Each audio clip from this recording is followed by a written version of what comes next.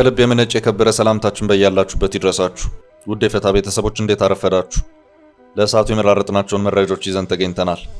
አንኳር ጉዳዮችን በማስተዋወቅ እንጀምራለን። ጄቶች በፍጥነት አስመራ ገብተዋል። ነገሮች ሌላ መልክ እየያዙ ነው። ፕሬዝዳንት ኢሳያስ ከዚህ ቀደም የደረሳቸውን የጀነራሉን ማስጠንቀቂያ ወደ ጎን ማለታቸውን የሚያመለክት ውሳኔን መወሰናቸው እርግጥ ሆኗል።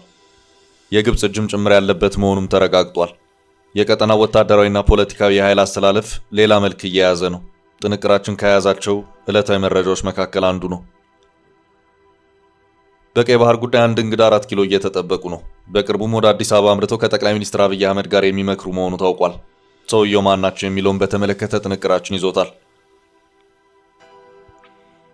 የተባበሩት አረብ ኤምሬቶች ፕሬዝዳንት ሼህ መሐመድ ቢን ዛይድ ከአንዲት ኢትዮጵያዊት ጋር የተነሱት ፎቶ ከፍተኛ ትኩረትን ስቧል። ሼህ መሐመድ ፎቶውን ለጠቅላይ ሚኒስትር አብይ አህመድ አድርሽልኝ ብለዋል። መረጃው ዝርዝር አለው።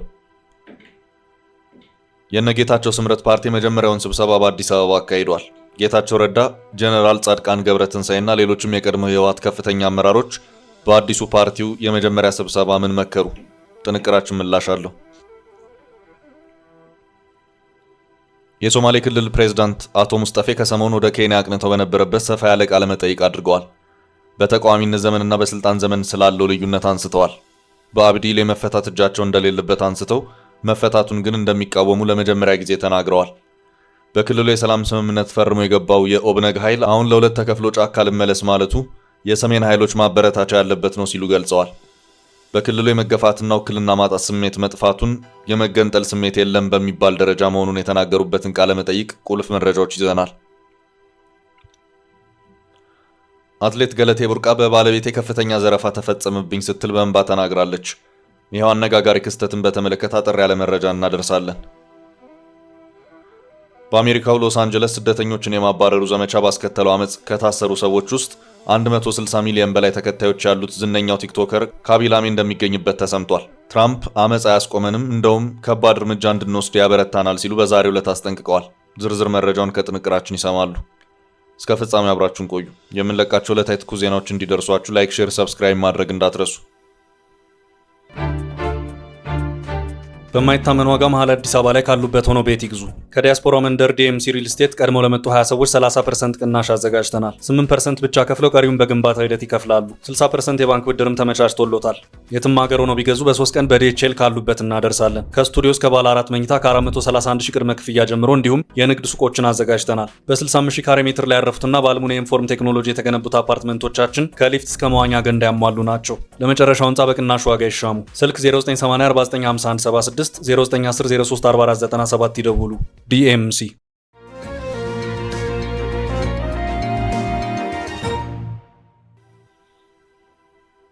በፍጥነት አስመራ የገቡት ጀቶች።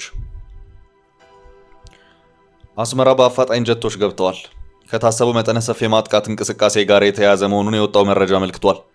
በነበሩት ሁኔታዎች ዳር ሲሉ የነበሩት ፕሬዝዳንት ኢሳያስ አፈወርቂ በአሁኑ ሰዓት ሸሚዛቸውን ሰብስበው እየገቡበት መሆኑን የሚያረጋግጥ ወታደራዊ ኃይል አስተላለፍ መሆኑ ተረጋግጧል።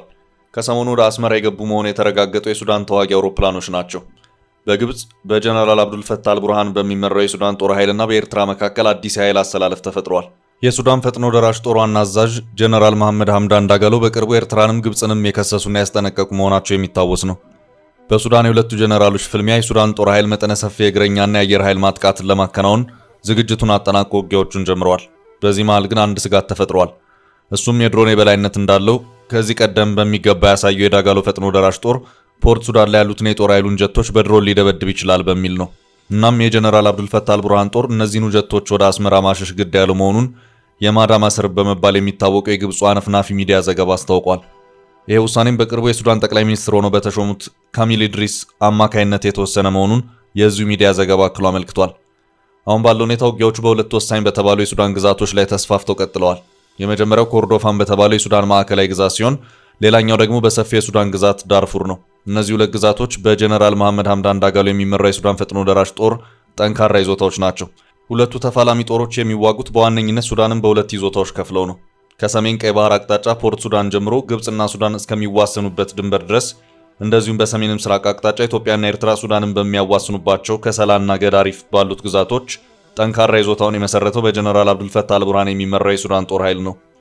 ጦሩ ባለፉት ወራት በወሰዳቸው ጠንካራ የማጥቃት እርምጃዎች በእነዚሁ ግዛቶች ያሉትን ይዞታዎች ከማጠናከር ባለፈ ካርቱምንና ዙሪያዋን ሳይቀር ከጀነራል መሐመድ ሐምዳን ዳጋሎ ፈጥኖ ደራሽ ጦር መንጠቅ ችሏል። በዚህም የዳጋሎ ጦር ከባድ የሞራል ውድቀት ደርሶበታል። እነዚህኑ የካርቱምና ዙሪያዋን አካባቢ መቆጣጠር የቻለው የሱዳን ጦር ኃይል አሁን ደግሞ የግዛት አድማሱን ወደ ዳርፉርና ኮርዶፋን ግዛቶች ማስፋት ይፈልጋል። ጦርነቱን በሁለት ግዛቶች ተስፋፍቶ ቀጥሏል። ጦር ኃይሉ የዳጋሎ ጦር ጠንካራ ይዞታ ናት የተባለችውን የደቡብ ዳርፉር ጠንካራ ዋና ከተማ የሆነችውን ኒያላ በድሮንና በጀት እየደበደበ ይገኛል። የዳጋሎ ጦር አሁን እየደረሰበት ላለው ከባድ ወታደራዊ ምት የድሮን ምላሽ ሊሰጥ ይችላል የሚል ስጋትን አሳድሯል። ስጋቱ ያደረበት በጀነራል አልቡርሃን የሚመራ የሱዳን ጦር ኃይል ነው። የዳጋሎ ጦር ከሳምንታት በፊት ፍጹም የድሮን የበላይነት ያለው መሆኑን የጀነራል አብዱልፈታህ ጊዜያዊ መንግስታቸው መቀመጫ የሆነችው ፖርት ሱዳንን በመደብደብ አሳይቷል።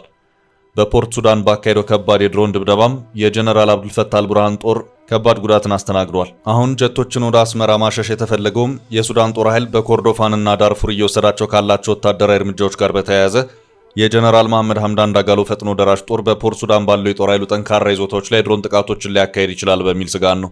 ፕሬዝዳንት ኢሳያስ ከሁለቱ የሱዳን ተፋላሚ ኃይሎች የጀነራል አብዱልፈታህ አልቡርሃን ደጋፊ መሆናቸውን ከዚህ ቀደም በግልጽ በአደባባይ አሳውቀዋል። የአልቡርሃን ተፋላሚ የሆኑት ጀነራል መሐመድ ሐምዳን ዳጋሎም ኤርትራ በሱዳን የውስጥ ጉዳይ ጣልቃ እየገባች ነው በሚል ኤርትራን አጥብቀው እያስጠነቀቁ መሆኑ የሚታወስ ነው። ከሰሞኑ እየወጡ ካሉት ዘገባዎች አንጻር ኤርትራ ቀስ በቀስ በሱዳን የእርስ በርስ ጦርነት ውስጥ ተስባ እየገባች መሆኑን የሚያመለክቱ ሆነዋል።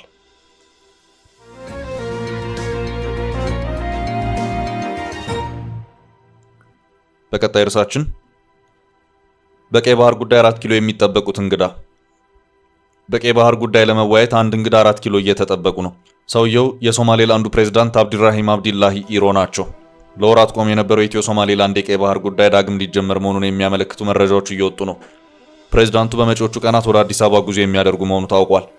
በእንጥልጥል የነበረው የባህር በር ጉዳይ በአዲስ መልኩ ሊጀመር መሆኑ ታውቋል። ከአንድ ዓመት በፊት በኢትዮጵያ መንግስትና የቀድሞ የሶማሌላንድ ፕሬዝዳንት ሙሴ ቢሂ ኢትዮጵያ የባህር በር መውጫና ወታደራዊ ቤዝ ልታገኝ የምትችልበት የመግባቢያ ስምምነት የተፈረመ መሆኑ የሚታወስ ነው። ሆኖም በመሃል ዋናዋ ሶማሊያ ኢትዮጵያ ያለ እውቅናና ስምምነት የግዛት አካል ከሆነችው ሶማሌላንድ ጋር ስምምነትን በመፈራረም ሉዓላዊነቴን ጣሰች በሚል ተቃውሞ በማንሳቷ በኢትዮጵያና ሶማሊያ መካከል ለአንድ ዓመት ያህል የዘለቀ ቀጠናዊ ፖለቲካ ውዝግብ ነበር። በመሃል የቱርኩ ፕሬዝዳንት ረሲብ ጠይብ ኤርዶጋን ጣልቃ ገብተው ጠቅላይ ሚኒስትር አብይ አህመድና የሶማሊያው ፕሬዝዳንት ሐሰን ሼክ መሐመድ አንካራ ላይ ስምምነት እንዲፈራረሙ አደረጉ። በዚህ ሂደት ውስጥም ኢትዮጵያና ሶማሌላንድ የደረሱበት የቀድሞ የመግባቢያ ስምምነት ምን ሆነ የሚለው ጉዳይ በደንብ የተብራራበት ሁኔታ አልነበረም። በመሃልም የኢትዮ ሶማሌላንድ ግንኙነት በዝምታ ውስጥ ነበር። አዲሱ የሶማሌላንዱ ፕሬዝዳንት ከሰሞኑ ጅቡቲና ኬንያን ጨምሮ በቀጠናው ሀገራት ጉብኝት እያደረጉ ሲሆን በቅርቡም ጉዞአቸውን ወደ አዲስ አበባ የሚያደርጉ መሆኑን ሆርን ኦብዘርቨር ባሰራጨው ዘገባ አመልክቷል። ሆርን ኦብዘርቨር በዚሁ መረጃው ፕሬዝዳንቱ ከጠቅላይ ሚኒስትር አብይ አህመድ ጋር የሚወያዩ መሆኑን አክሏል። ፕሬዝዳንቱ ቀደም ብሎ ከቀናት በፊት በጅቡቲ በነበራቸው ቆይታም በጅቡቲ ከኢትዮጵያ አምባሳደር ጋር የመከሩ መሆኑንም ይኸው ዘገባ አክሏል። መረጃው ፕሬዝዳንቱ የሚመሩት ልዑካን ቡድን ወደ አዲስ አበባ ካመራ በኋላ በዚሁ አነጋጋሪ ነው በተባለለት የቀይ ባህሩ የኢትዮ ሶማሌላንድ የመግባቢያ ስምምነት ላይ የሚመክሩ መሆኑን አስታውቋል።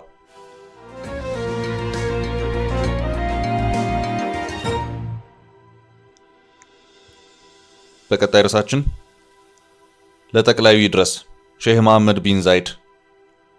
የተባበሩት አረብ ኤምሬቶች ፕሬዝዳንት ሼህ መሐመድ ቢን ዛይድ ከአንዲት ኢትዮጵያዊት ጋር የተነሱት ፎቶ ከፍተኛ ትኩረትን ስቧል። ሼህ መሐመድ ፎቶውን ለጠቅላይ ሚኒስትር አብይ አህመድ አድርሺልኝ ብለዋል። በተባበሩት አረብ ኤምሬትስ በስደት ስራ ላይ የምትገኝ ኢትዮጵያዊት ያጋራችው ይኸው ፎቶ በርካቶች ተቀባብለውታል። ወጣቷ ፎቶውን ባጋራችበት መልእክቷ ለእኛ ኢትዮጵያውያን ፕሬዝዳንቱ ያላቸው ክብር አስደሳች ነው ስትል ገልጻለች። ሰናይት የተባለችው ኢትዮጵያዊቷ ወጣት ለ15 ዓመታት ያህል በተባበሩት አረብ ኤምሬቶች ውስጥ በፕሬዝዳንት ሼክ መሐመድ ቢን ዛይድ አልናህያን እናት ሼካ ፋጢማ ቢንት ሙባረክ ቤት ውስጥ ስትሰራ ቆይታለች። በዚህ ዓመት ኢድ ላይ ትኩረት የሳበው ገጠመኝ ተከስቷል። የተባበሩት አረብ ኤምሬትስ ፕሬዝዳንት ሼክ መሐመድ ቢን ዛይድ አልናህያን እናታቸውን ለመጠየቅ መጡ።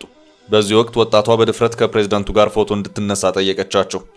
ፕሬዝዳንቱም በፈገግታ ኢትዮጵያዊት ነሽ ሲሉ ጠየቋት። እርሷም አዎ ብላ መለሰች። ፕሬዝዳንቱ ፎቶ ለመነሳት ተስማሙ። እሺ ለዶክተር አብይ ሰላምታ አቅርቢልኝ አሏት። ፈገግ እያሉ አብረዋት ፎቶ ተነሱ።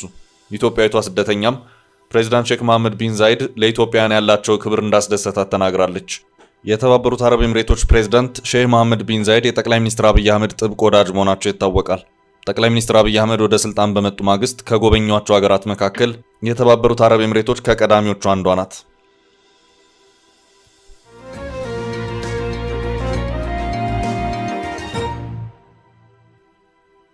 ወደ ቀጣይ ርዕስ አለፍን። የጌታቸውና ጻድቃን ምክክር። የነጌታቸው ስምረት ፓርቲ የመጀመሪያውን ስብሰባ በአዲስ አበባ አካሂዷል። ዴሞክራሲያዊ ስምረት ትግራይ ወይም ስምረት ፓርቲ ትላንት እሁድ ሰኔ 1 ቀን 2017 ዓ.ም የመጀመሪያ ስብሰባውን በአዲስ አበባ ማካሄዱን የተገለጸው። ሰኔ 1 ቀን 2017 ዓ.ም በተካሄደው ስብሰባ አቶ ጌታቸው ረዳን ጨምሮ የቀድሞ የትግራይ ጊዜያዊ አስተዳደር ምክትል ፕሬዝዳንት ሌተናል ጀነራል ጻድቃን ገብረትንሳኤ እንዲሁም ፕሮፌሰር ክንዳያ ገብረሕይወት ተገኝተዋል። በስብሰባው ክልላዊና ሀገራዊ አሁናዊ ሁኔታ፣ የፓርቲው የምስረታ ሂደት፣ የፓርቲው ረቂቅ ፕሮግራምና መተዳደሪያ ደንብ እንዲሁም ማኒፌስቶ ላይ ውይይት ተደርጎበታል ነው የተባለው። በተነሱት ሁሉም አጀንዳዎች ላይ መግባባት እንደተደረሰም ከፓርቲው የተገኘው መረጃ ያመለክታል። ፓርቲው ውይይቱን ሲቋጭ የቀጣይ ትግል የትኩረት አቅጣጫዎችን ያስቀመጠ ሲሆን በአጭር ጊዜ መሰረታዊ ለውጥ ለማምጣት ከሁሉም ለውጥ ፈላጊ ኃይሎች ጋር በጋራ እንደሚሰራ አስታውቋል። ፓርቲው እቅዶቹን ለማሳካት ወጣቶች፣ ምሁራንን፣ ሴቶችን ለማሳተፍ ልዩ ትኩረት እንደሚሰጥ ገልጿል። በአዲስ አበባ በተካሄደው የስምረት ፓርቲ ስብሰባ በፕሬዝዳንት ሌተናል ጀነራል ታደሰ ወረደ በሚመራው ጊዜያዊ አስተዳደር የካቢኔ አባላት የሆኑና ከትግራይ ውጭ የሚገኙ አባላቱ መሳተፋቸው ተገልጿል። በስብሰባው የተሳተፉ የካቢኔ አባላት ወይዘሮ ሰብለ ካህሳይ የሲቪል ሰርቪስ ኮሚሽን ኃላፊና ወይዘሮ አልማዝ ገብረ ጻዲቅ የኢንዱስትሪ ቢሮ ኃላፊ እንደሆኑ ተመላክቷል።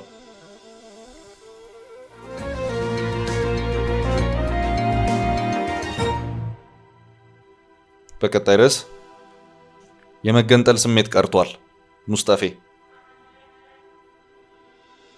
የኦብነግን ወደ ጫካ የመመለስ ሐሳብ የሚያበረታታው የሰሜን ኃይል ነው። የጠቅላይ ሚኒስትር አብይ አህመድ አስተዳደር ወደ ስልጣን መምጣትን ተከትሎ በከፍተኛ ኃላፊነት መንግስትን ከተቀላቀሉ ሰዎች መካከል አንዱ የሆኑት አቶ ሙስጠፌ በአቋማቸው ከክልል ባለፈ በአገር አቀፍ ደረጃ አድናቆት፣ ተቀባይነት ሲቸራቸው ይታያል። የሶማሌ ክልል ፕሬዝዳንት አቶ ሙስጠፌ ከሰሞኑ ለቢቢሲ ቃል ሰጥተዋል።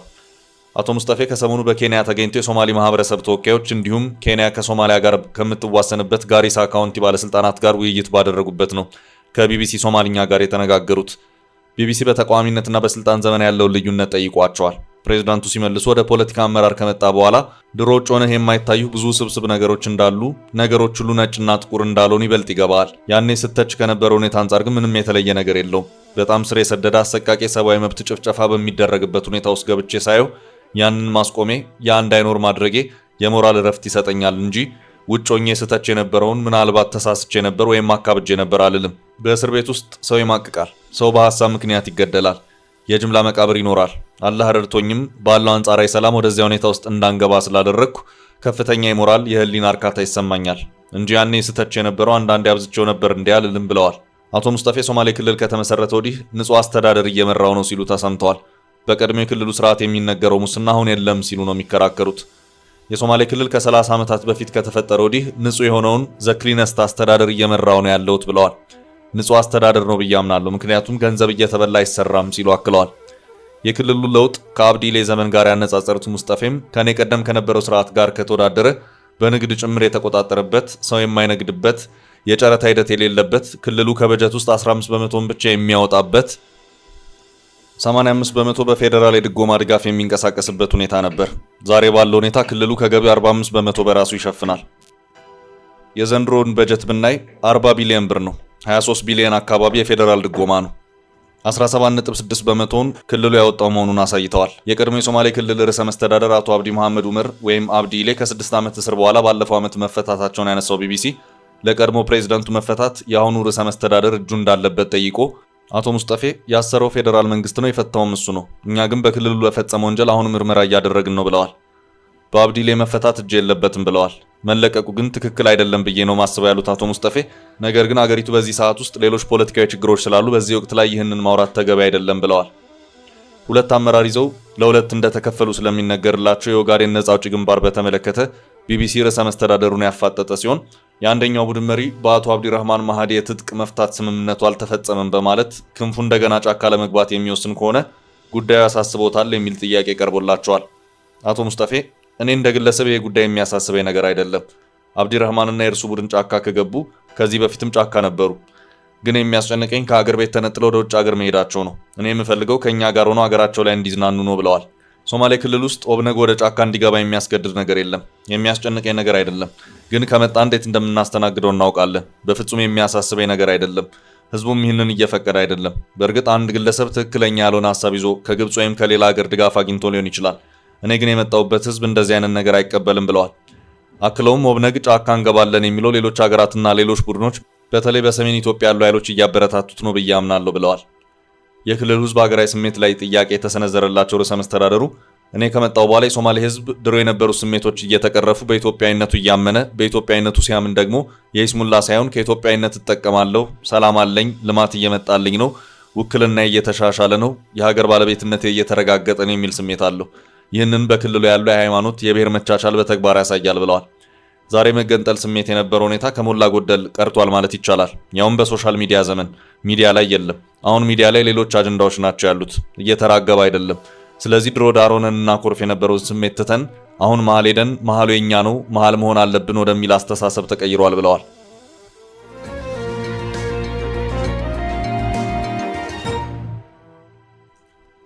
በቀጣይ ርዕስ ባለቤት የዘረፈኝ አትሌት ገለቴ ቡርቃ በባለቤት የከፍተኛ ዘረፋ ተፈጸመብኝ ስትል በእንባ ተናግራለች። አትሌት ገለቴ ቡርቃ ለ20 ዓመት ያፈራሁት ንብረት በባለቤት የገብረ መድህን ገብረ ማርያም ምክንያት አጣሁት ስትል በትላንትናው ዕለት በተሰራጨ ቃለ ምልልሷ ላይ ተናግራለች። መኖሪያ ቤትና መንግስት በተለያየ ጊዜ ሸለማት 11 መሬቶች ውስጥ 10ሩን ባለቤቷ መሸጡንና አሁን ካለችበት ቤት ለማስወጣት በፍርድ ቤት ጉዳዩን እየጨረሰ ነው ስትል አትሌቷ ተናግራለች። ካሏት 5 መኪናዎች 4ቱን ባለቤቷ መሸጡንም ገልጻለች። በአሁኑ ወቅት ልምምድ አቁማ በፍርሃት ለ1 ዓመት ከቤት ሳትወጣ መቀመጧን ተናግራለች። ፍርድ ቤት ሁሉንም ነገር እኔ ላይ እየፈረደ ነው፣ የኔን ጉዳይ እየተመለከተ አይደለም በማለት ተናግራለች። እኔን የሚሰማኝ ጠፍቷል፣ አሁን የቀረው ጠቅላይ ሚኒስትሩ ነው፣ ጎዳና ከመውደቄ በፊት ህዝብ ድምጽ ይሁነኝ ብላለች።